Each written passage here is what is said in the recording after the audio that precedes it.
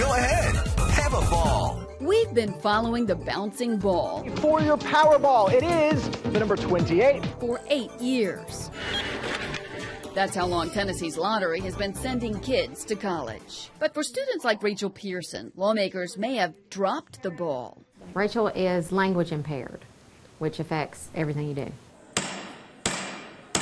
So this year, the legislature considered opening up the lottery pot to students with disabilities to enroll in programs like Vanderbilt's Next Step. It's where Rachel is graduating from. Rachel Elizabeth Pearson. And where she's learned to work and live independently. She's getting to do what she wanted. Her dream has come true. But legislators decided this session there's not enough lottery money for students like these. I can learn better.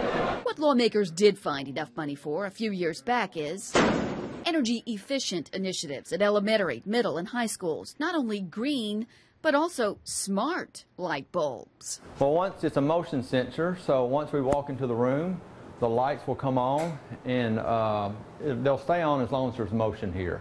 This is in all classrooms, all hallways, everywhere in our building.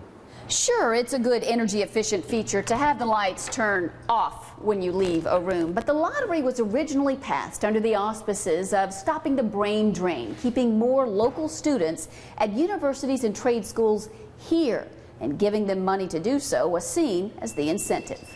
It may help save energy and money, but we are about putting students in higher education. That money totaled nearly $100 million. With lottery scholarships at $4,000 apiece, that could have sent an estimated 25,000 students to college. What makes it terribly ironic is the Obama administration came right behind it the next year and put all that stimulus money into energy efficiency too.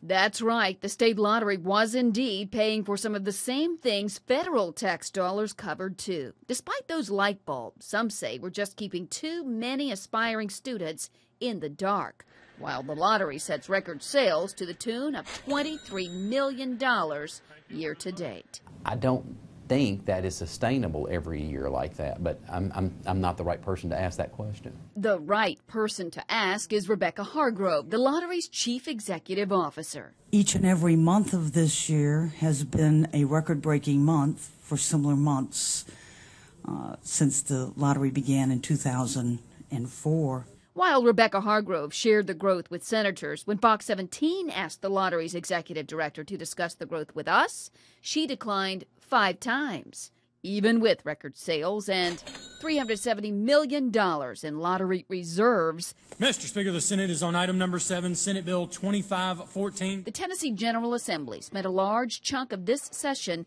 debating whether to cut the very scholarships the lottery funds, affecting an estimated 5,257 students. It is less serious than when we started the equation. Yes, there was a $9 million difference between how much the lottery made and how much it gave out in scholarships going back 3 years.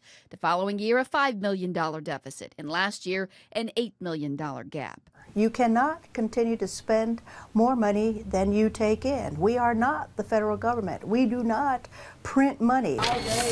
No, but the lottery has money. In fact, our Waste Watch investigation found $28 million still sitting in that light bulb lottery account, unspent. That could surely help plug any gap in the short term, while we wait to see if lottery sales continue setting records and can keep pace with scholarships. The way they see the lottery is like starving your baby so you can buy them a car when they're 16.